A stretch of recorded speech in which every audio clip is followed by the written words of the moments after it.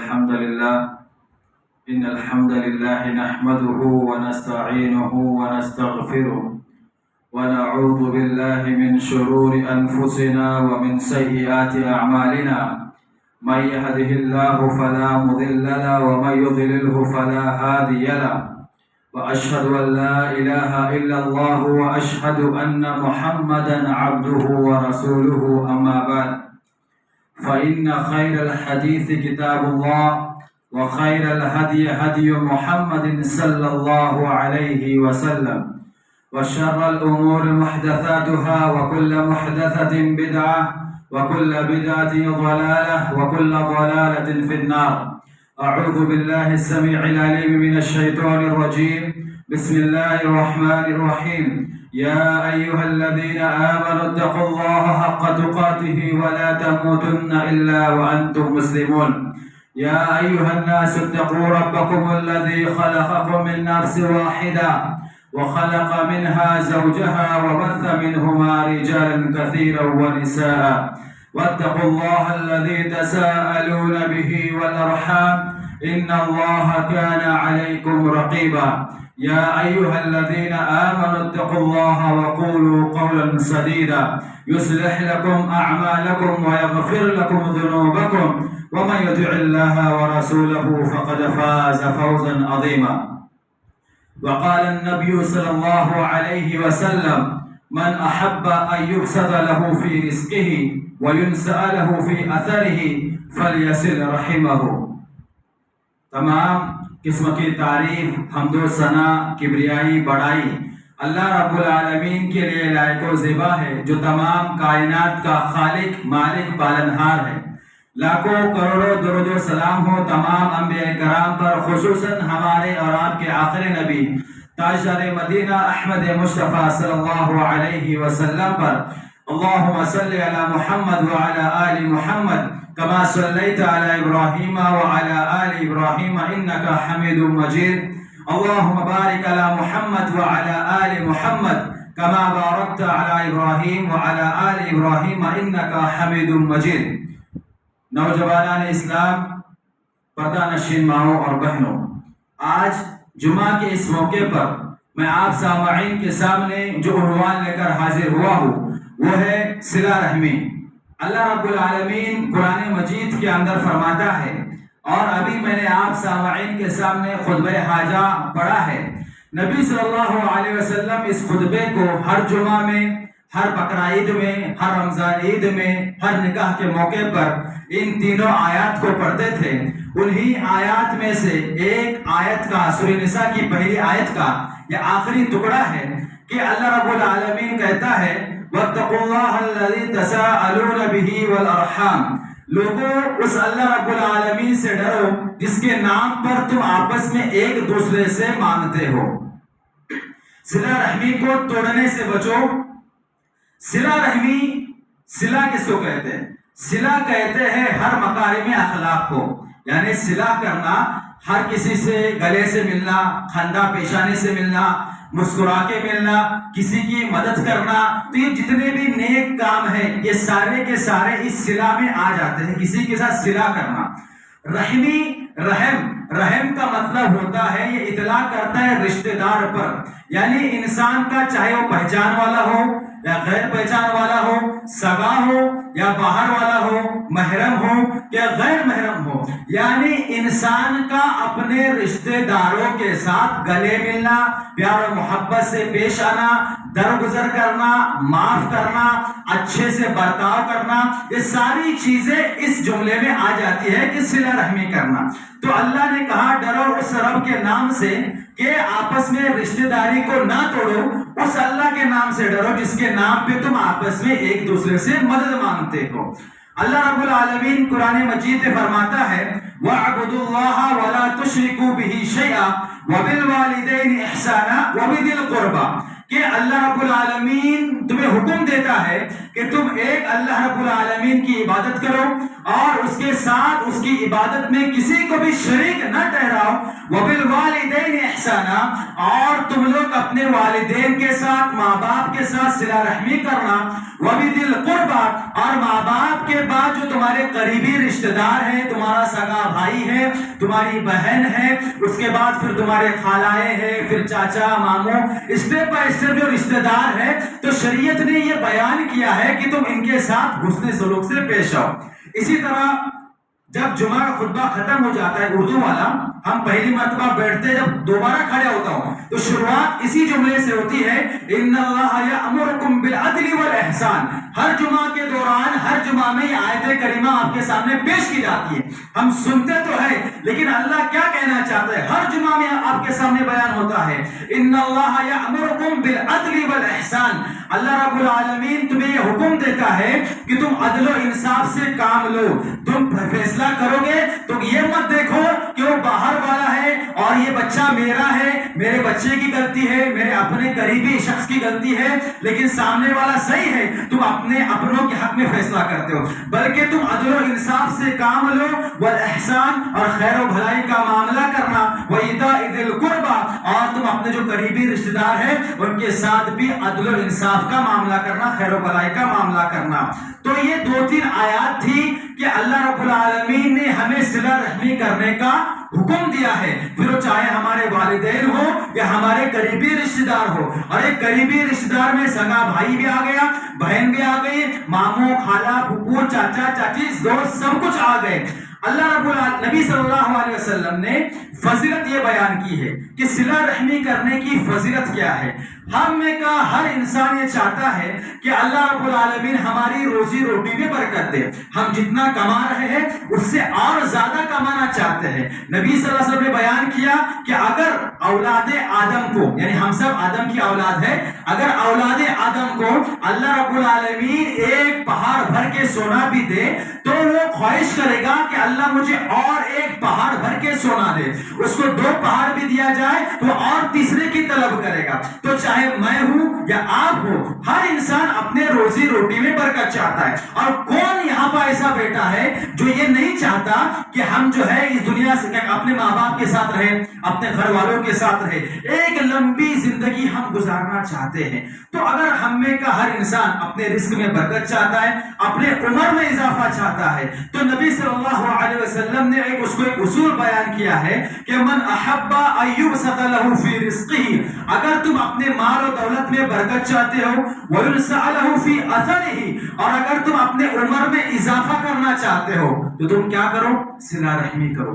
صلہ رحمی کرنے سے، اب صلہ رحمی کا مطلب میں نے بتا دیا، ہر کسی سے پیار و محبت سے پیش آنا، کہ سامنے والے کی غلطی کو معاف کر دینا، سامنے والے کو کسی چیز کی ضرورت ہے، پھر وہ اپنے ماں باپ ہو، بچے ہو، بیوی ہو، کوئی بھی ہو، رشتہ دار ہو، اور اس سامنے والے کو جو بھی چیز کی ضرورت ہے اس کو وہ چیز دے دینا۔ تو اگر کوئی انسان سامنے والے کی حاجت کو پورا کرتا ہے، اللہ رب العالمین اس کے مال و دولت میں برکت دیتا ہے، اس کے عمر میں اضافہ کر دیتا ہے۔ اب سوال یہ پیدا ہوتا ہے کہ جب اللہ نے ہمارے رزق کتنا ہے اس کو پہلے ہی لکھ دیا ہے، اور انسان کتنی زندگی گزارنے والا ہے، یہ جب ماں کے پیٹ میں تھے اسی وقت اللہ رب العالمین نے لکھ دیا ہے کتنا کمائے گا، اس دنیا میں کتنا جو ہے کتنی زندگی گزارے گا۔ اب اس دنیا میں آنے کے بعد انسان اگر صلہ رحمی کرتا ہے تو کیا اللہ رب العالمین اس کے رزق میں اضافہ کرتا ہے؟ کیا اس کے عمر میں برکت دیتا ہے؟ اس کا جواب یہ دیا گیا کہ اللہ نے اگر اس کی 60 سالہ زندگی لکھی ہے، 70 سالہ زندگی لکھی ہے، وہ اتنا ہی سال جیے گا، لیکن اللہ رب العالمین اس کو اتنی عبادات کرنے کی توفیق دے گا کہ ایک انسان جو 60 سال میں کر کے گیا وہی انسان جو 1000 سال میں نہیں کر کے گیا۔ آپ دیکھیں پہلے کے زمانے کے لوگ 1000 سال زندگی گزارتے تھے، اور آج کے لوگ 50 سال 60 سال ہی زندگی گزارتے ہیں۔ اللہ رب العالمین نے ہمیں رمضان المبارک کا مہینہ دیا، رمضان المبارک کے اندر شب قدر دی، اور اللہ نے کیا بیان کیا؟ جو انسان اس رات کے اندر اگر ایک رات اگر اللہ جاگ لیتا ہے، لیلۃ القدر کو پا لیتا ہے، ایک رات کی عبادت کا ثواب کتنا ہے؟ 84 ایئرس کا، اللہ رب العالمین نے کہا 1000 مہینوں کے برابر اس کو ثواب کرنے عبادت کرنے کا ثواب ملتا ہے ایک رات کے بدلے. تو اللہ رب العالمین نے ہماری زندگی کو کم کیا ہے، مختصر کیا ہے، لیکن عمل کا ثواب اتنا ہے کہ ایک انسان 1000 سال بھی اس دنیا میں جیتا ہے وہ اتنا ثواب نہیں کماتا ہے. تو یہ چیز اللہ کے رسول صلی اللہ علیہ وسلم نے بیان کی ہے. اسی طرح نبی صلی اللہ علیہ وسلم نے بیان کیا لا يرد القدر الا الدعاء، کہ تقدیر کو لکھا جا چکا ہے، تقدیر کو کوئی چیز بدل نہیں سکتی ہے الا الدعاء، سوائے دعا کے. اب اگر انسان اپنے روزی روٹی میں برکت چاہتا ہے، انسان بیمار ہے، اپنے بیماری کو شفا یابی میں بدلنا چاہتا ہے، انسان مصیبت میں ہے، جتنی بھی مصیبت ہو، اگر مصیبتوں کا انبار آ رہا ہو، ایک مسلمان کو ڈرنا ہی نہیں چاہیے، کیونکہ اللہ رب العالمین نے ہمیں دعا جیسے ایک ایسا ہتھیار دیا ہے کہ اگر انسان دعا کر لے اس دعا کی برکت سے اللہ رب العالمین اس کے تقدیر کو بدل دیتا ہے. نبی صلی اللہ علیہ وسلم بیان کرتے ہیں لا يرد القدر الا الدعاء، تقدیر کو کوئی بھی چیز بدل نہیں سکتی ہے الا الدعاء، سوائے دعا کے. ولا يزيد في العمر الا البر، اور انسان کے زندگی میں کوئی بھی چیز اضافہ نہیں کر سکتی ہے. آپ ہاسپٹلوں میں جاؤ، لاکھوں کروڑوں روپے خرچہ کرو، اگر آپ کو مرنا ہے تو آج ہی آپ مر جاؤ گے. پھر آپ کتنا بھی آکسیجن لگاؤ، دنیا کا سب سے بڑا ڈاکٹر آپ ہائر کرو، لیکن اللہ نے اگر آپ آج کے اس دن میں اگر آپ کی موت لکھی ہے تو آپ کو موت آ کے رہے گی. آپ کچھ بھی کر لو آپ کو موت سے چھٹکارا نہیں ہے. اگر آپ اپنی عمر میں اضافہ کرنا چاہتے ہیں الا البر، وہ چیز ہے نیکی. اور نیکی مطلب والدین کے ساتھ حسن سلوک کرنا، پھر ان کے بعد جو رشتہ دار آتے ہیں ان کے ساتھ صلہ رحمی کرنا. اسی طرح یہ صلہ رحمی کرنا، پیار و محبت سے پیش آنا، یہ ایمان کی علامت ہے. جو انسان صلہ رحمی نہیں کرتا ہے گویا کہ ایسے انسان کے اندر ایمان نہیں ہے. نبی صلی اللہ علیہ وسلم نے بیان کیا من کان یؤمن باللہ والیوم الآخر فلیصل رحمہ، جو انسان اللہ کی ذات پر ایمان رکھتا ہو اور آخرت پہ ایمان رکھتا ہو اسے چاہیے کہ وہ اپنے رشتہ داروں کے ساتھ صلہ رحمی کرے. تو ان ساری باتوں کا خلاصہ کلام یہی ہے کہ چاہے ماں باپ ہو یا کوئی بھی رشتہ دار ہو، ہر کسی کے ساتھ پیار و محبت سے پیش آنا ہے. اسی طرح آپ دیکھیں صلہ رحمی کرنے سے اللہ گناہوں کو معاف کر دیتا ہے.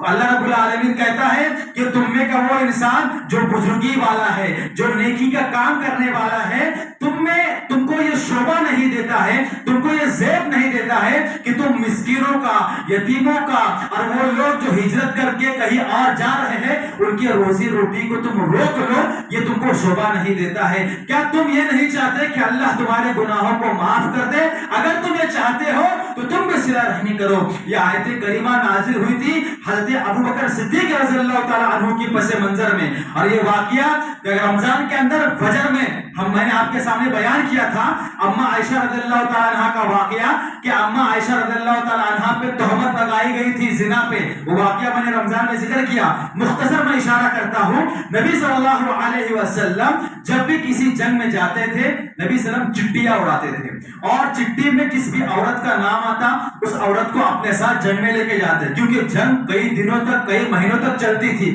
تو نبی صلی اللہ علیہ وسلم باری باری ایک عورت کو جنگ میں ساتھ میں لے کے جاتے تھے.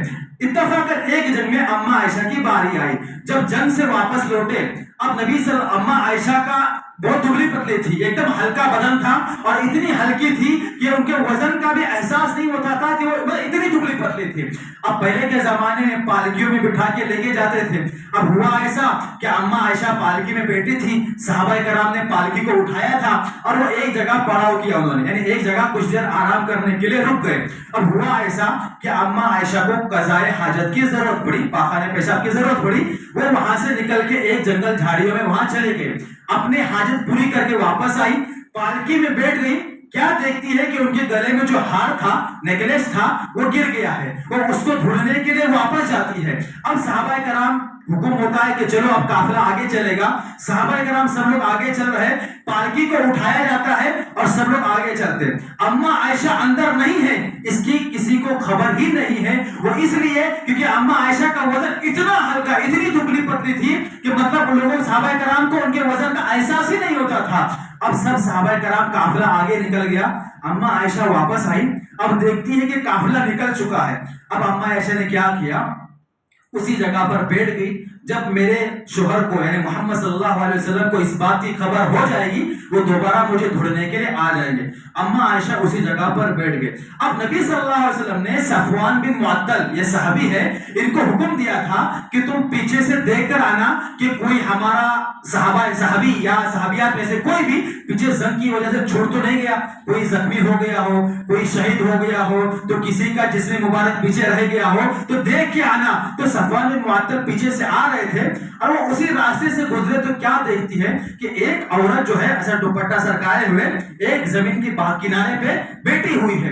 وہ جیسے ان کے کنارے پہنچ جاتے ہیں دیکھتے ہی ان کو پہچان لیتے, کیونکہ پہلے کے دور میں پردے کا تو وہ سسٹم تھا نہیں, پردے کا حکم ابھی آیا نہیں تھا, تو ایک دوسرے کو جانتے تھے. جب اللہ رب العالمین نے پردے کا حکم نازل کیا اس کے بعد پھر یہ صحابہ کرام آپس میں ایک دوسرے سے پردہ کرنے لگے, لیکن پردے کا حکم نازل ہونے سے پہلے یہ ایک دوسرے سے آمنا سامنا ہوتا تھا. تو صفوان بن معطل نے ایک نظر میں پہچان لیا کہ اما عائشہ ہے, اور ہم اپنے گاؤں کی عورتوں کو, عورتیں ہم کو جانتی, ہم عورتوں کو جان لیتے, دیکھتے پہچان لیتے یہ فلاں گھر کی عورت ہے. صفوان بن معطل نے پہچان لیا. صفوان بن معطل نے کہا کہ آپ میرے اونٹ کے اوپر سوار ہو جائیں, میں آپ کو لے کے چلتا ہوں. اب ہوا ایسے کہ انہی کے بیچ میں منافقین بھی تھے. عبداللہ بن ابی بن سلول یہ نبی صلی اللہ علیہ وسلم کا سب سے بڑا دشمن تھا.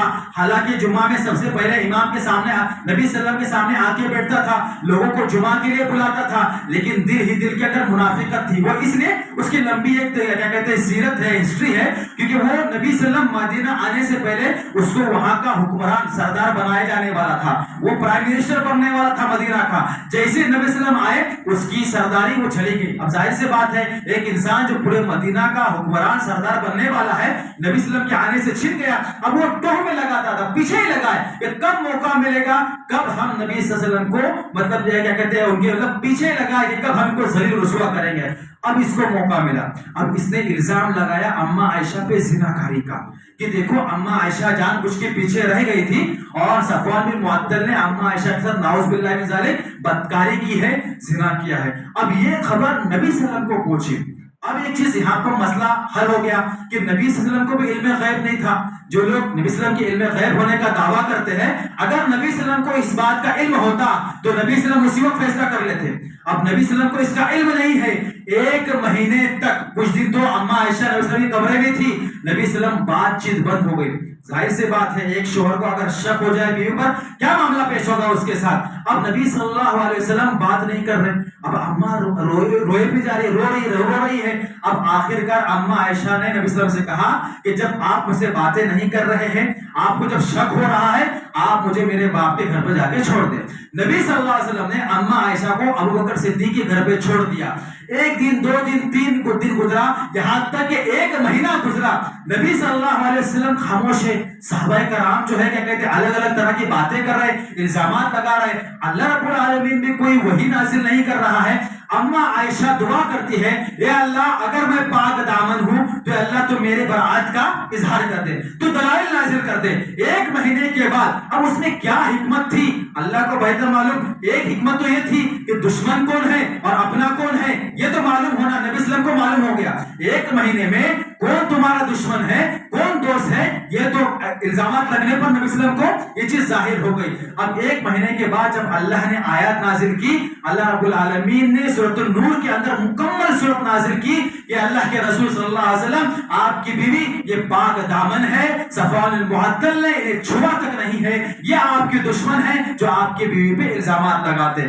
پھر میرا جو پوائنٹ تھا اسی لیے یہ آیت کریمہ کیوں نازل ہوئی. حضرت ابوبکر صدیق رضی اللہ تعالیٰ عنہ کے غلام تھے مستح رضی اللہ تعالیٰ عنہ یا مستح رضی اللہ تعالیٰ عنہ, انہوں نے بھی الزام لگایا تھا. اب جب ابوبکر کو یہ پتا چلا کہ ایک غلام جس کو میں کھلا رہا ہوں پلا رہا ہوں میں پرورش کر رہا ہوں میرے گھر میں پل رہا ہے اور یہ میری بیٹی پہ الزام لگاتا ہے, جب ان کو یہ چیز پتا چلی, اب ظاہر سی بات ہے وہ جگہ میں ہوتا, اگر آپ ہوتے اور ہمارے ہی گھر کا اگر کوئی انسان اگر ایسے الزامات لگاتا آپ کی بیوی پر آپ کی بچی پر تو آپ کیا کرتے. آپ جس انسان کو آپ کے گھر میں پال رہے پرورش کر رہے کھلا رہے پلا رہے وہی انسان اگر الزام لگائے ظاہر سی بات ہے آپ اس انسان کو گھر سے باہر کر دیں گے, آپ اس کا کھانا پانی بند کر دیں گے. ابو بکر نے بھی وہی کیا کہ اس کا کھانا پانی بند کر دیا، قسم کھایا، اللہ کی قسم کھاتا ہوں آج کے بعد ایک روٹی کا لقمہ بھی میں تجھے نہیں دوں گا۔ اللہ رب العالمین نے فوراً آیت کریمہ نازل کی صلہ رحمی کے متعلق کہ وہ لوگ جو لوگوں کے درمیان بزرگی والے ہیں، بڑے لوگ ہیں، ان کو یہ زیبا نہیں دیتا ہے کہ تم کسی مسکین کا، کسی یتیم کا، یا جو لوگ ہجرت کر کے مدینہ آئے ہیں یا کہیں اور ہجرت کر کے مکہ سے جو نکلے ہیں، تم ان کا دانا پانی بند کرو۔ تو یہ چیز تھی کہ اللہ رب العالمین نے کہا کہ معاملات چاہے جو کچھ بھی ہو، تم کسی کا کھانا پانی بند نہیں کر سکتے۔ تو یہ زمین و جائیداد کے جو بھائی بہن میں جو لفڑے ہوتے ہیں وراثت کو لے کے، زمین و جائیداد کو لے کے ایک دوسرے سے باتیں بند کرنا، ایک دوسرے کا کھانا پانی راشن پانی بند کر دینا، یہ شریعت اسلامیہ میں جائز نہیں ہے۔ شریعت یہ کہتی ہے کہ تم صلہ رحمی سے پیش آؤ۔ اللہ کے نبی صلی اللہ علیہ وسلم نے یہ بھی بیان کیا کہ تمہیں یہ چاہیے، کسی مسلمان کے لیے جائز نہیں ہے کہ وہ اپنے مسلمان بھائی سے 3 دن اور 3 راتوں سے زیادہ باتیں بند کرے۔ یہاں تک کہ اگر کوئی دین کا معاملہ ہے، ایک انسان نماز نہیں پڑھتا ہے، روزے نہیں رکھتا ہے، آپ اس کو سمجھا رہے ہیں، وہ نہیں سمجھ رہا ہے اور آپ اس سے باتیں بند کرتے، وہ الگ بات ہے، وہ جائز ہے، کیونکہ وہ معاملہ اللہ کے لیے ہے کہ جب تک تو نماز نہیں پڑھے گا میں تجھ سے بات نہیں کروں گا، جب تک کہ تو جو ہے جھوٹ بولنا نہیں چھوڑے گا، جو کہہ کہ جھوٹ بولنا نہیں چھوڑے گا تجھ سے بات نہیں کروں، یہ معاملہ اللہ کا ہے تو وہ الگ جائز ہے، وہ جائز ہے۔ لیکن جو چیز دنیاوی اعتبار سے کسی نے آپ کو گالی دی، کسی نے آپ کی غیبت کی، کسی نے آپ کی برائی کی، کسی نے آپ کا مال چوری کیا، اس وجہ سے اگر باتیں بند ہے 3 دن اور 3 راتوں سے زیادہ جائز نہیں ہے۔ اللہ رب العالمین تمہارے سارے نام اعمال کو روک دیتا ہے۔ اسی طرح ہمارے صلہ رحمی کا جو سب سے پہلا حقدار کوئی شخصیت ہے وہ ہمارے ماں باپ ہے۔ ایک صحابی نے نبی صلی اللہ علیہ وسلم سے پوچھا من احق الناس بحسن صحابتی، کہ اللہ اے نبی صلی اللہ علیہ وسلم میرے حسن اخلاق کا مطلب میں پیار اور محبت سے سب سے زیادہ کس سے پیش آؤں؟ نبی صلی اللہ علیہ وسلم نے کہا تو اپنی ماں کے ساتھ پیش آؤ۔ انہوں نے دوبارہ پوچھا کہ اللہ کے رسول حسن اخلاق کا سب سے زیادہ حقدار کون ہے؟ نبی صلی اللہ علیہ وسلم نے کہا تیری ماں۔ تیسری مرتبہ پوچھا، پھر بھی کہا تیری ماں۔ چوتھی مرتبہ پوچھا، پھر کہا تیرا باپ۔ اسی طرح اللہ رب العالمین نے قرآن مجید میں کہا ہے وَقَضَىٰ رَبُّكَ أَلَّا تَعْبُدُوا إِلَّا إِيَّاهُ وَبِالْوَالِدَيْنِ إِحْسَانًا، کہ تیرے رب نے یہ فیصلہ کر دیا ہے کہ تو اللہ کے علاوہ کسی اور کی عبادت نہیں کر سکتا ہے۔ إِمَّا يَبْلُغَنَّ عِندَكَ الْكِبَرَ أَحَدُهُمَا، کہ جب تیرے ماں باپ میں سے دونوں میں سے کوئی ایک یا دونوں بڑھاپے کی عمر کو پہنچ جائے فلا تقل لهما، تو اس کو مت کہے، اف بھی مت کہے۔ دونوں میں سے کوئی ایک، حالانکہ دونوں ہیں، ماں بھی ہے باپ بھی ہے، ہونا یہ چاہیے تھا کہ اللہ کو ایسا ہونا چاہیے تھا کہ اللہ یہ کہہ دیتا کہ دونوں میں سے کسی کو اف مت کہنا، یا پھر لیکن اللہ نے کیا کہا کسی ایک کو، اگر تمہاری زندگی میں تمہارا باپ زندہ ہے یا پھر ماں زندہ ہے یا پھر دونوں میں سے کوئی دونوں زندہ ہے، اس کو اف تک مت کہنا۔ وہ اس اللہ نے یہ اسلوب جو اختیار کیا ہے وہ اس لیے اگر بوڑھے ماں باپ زندہ ہو، اگر بیٹا گالیاں دے، بہو پریشان کرے، وہ آپس میں ایک دوسرے کو باتیں کر کے اپنے کو بہلا پھسلا سکتے، دونوں اگر زندہ ہو تو۔ لیکن اگر باپ مر گیا، ماں اکیلی زندہ ہے، بیٹا نہیں پوچھ رہا ہے، تو ماں اپنے دل کا حال کس کو بیان کرے گی؟ اسی طرح اگر ماں مر گئی ہے، باپ زندہ ہے، باپ اپنے دل کا حال کس کو بیان کرے گا؟ بیوی ہو رہتی ہے، وہ اپنے دل کا حال بیان کرتا ہے، اپنے بستروں پر لیٹے رہتے ہیں، ایک دوسرے کو دلاسا دیتے رہتے ہیں۔ تو شریعت نے وہی کہا کہ دونوں میں سے کوئی ایک یا دونوں بھی اگر زندہ ہو اف تک نہ کہنا۔ یہ ہمارے کپڑوں پہ جو گندگی رہتی ہے کر کے ہم جو تھوکتے ہیں، ہم اف تک نہیں کہہ سکتے، اور ہم ماں باپ کو الٹا بولتے، ماں باپ کو گالیاں دیتے، ماں باپ کو نیچا دکھاتے۔ شریعت کہتی ہے تو ماں باپ کو اف تک نہیں کہہ سکتے ہیں۔ اگر دونوں بڑھاپے کی عمر کو پہنچ جائے تو تم ان کی خدمت کرنا، اپنے بازوؤں کو جھکا دینا۔ تمہاری مجال نہیں ہونا چاہیے کہ تم ماں باپ سے ایسا سینہ چوڑا کر کے بات کرو، ماں باپ سے آنکھوں میں آنکھیں ملا کے بات کرو، ان سے گالیاں دو۔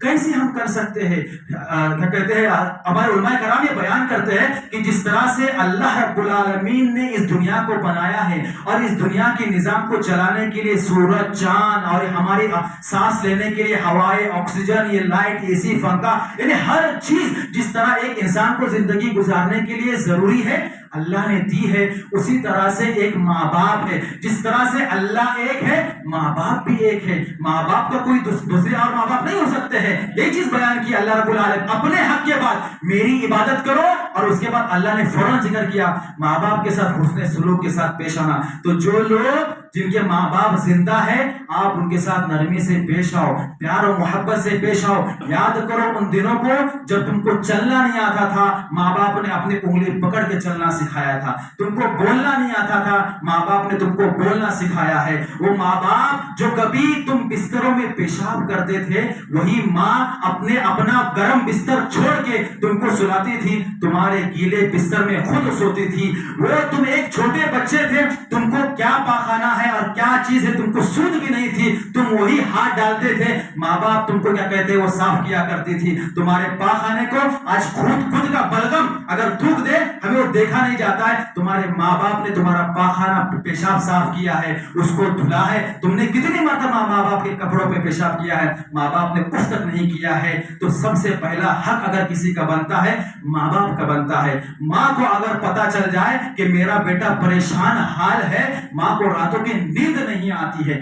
آج بھی اگر ہم کمانے جائیں, کچھ باپ ایسے ہوتے ہیں جو تھوڑے سخت ہوتے ہیں, باپ تھوڑے سخت ہوتے ہیں, ہر کسی کے نہیں ہوتے, لیکن پھر بھی باپ کو فکر ہوتی ہے. ماں فون لگاتی ہے, باپ پیچھے سے ہوتا ہے, بیٹے کو کہہ دینا خرچے کے لیے پیسہ میں بھیج دوں گا. تو باپ, یاد رکھنا, باپ اس سورج کے مانند ہے جس طرح سے یہ سورج ابھی نکلا ہے اور ہماری زندگی میں اجالا ہے, جس کی روشنی سے ہم آج یہ دن منور ہے. اگر جس طرح یہ سورج غائب ہو جاتا ہے, رات آتی ہے, اگر باپ ہماری زندگی سے گیا, ہماری زندگی اجرم بن کے رہے گی, جہنم بن کے رہے گی. جس دن گھر کا بڑا بیٹا کمانے نکلتا ہے, یہاں جتنے ہیں سب کمانے نکل چکے ہیں, میں ہی بڑا بیٹا, جس دن کمانے نکلے ہیں اس دن احساس ہوا ہے کہ باپ نے اپنی ذمہ داری کیسے ادا کی. تو صلہ رحمی کا ہمارا جو عنوان تھا, سب سے پہلا اگر کسی کا حق ہے وہ ہمارے ماں باپ کا ہے. ماں باپ کے لیے دعا کرو, چاہے زندہ ہو یا مر چکے ہو, مر بھی گئے تب بھی رب ارحمہما کما ربیانی صغیرہ,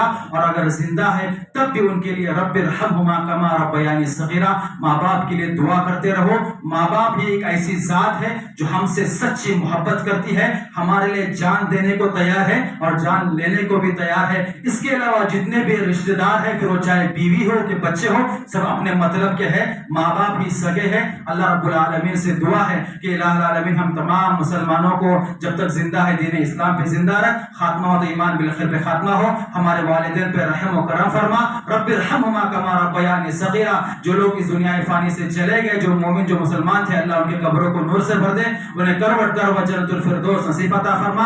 ہم تمام لوگوں میں جو بیمار ہیں انہیں شفاء کاملہ عطا فرما, جو پریشان ہیں ان کی پریشانیوں اور تکلیفوں کو دور فرما, جو قرض میں ڈوبے ہیں اللہ ان کی قرض کی ادائیگی کے لیے آسانیاں عطا فرما. آمین ثم آمین. تقبل یا رب العالمین, وآخر دعوانا ان الحمد للہ رب العالمین.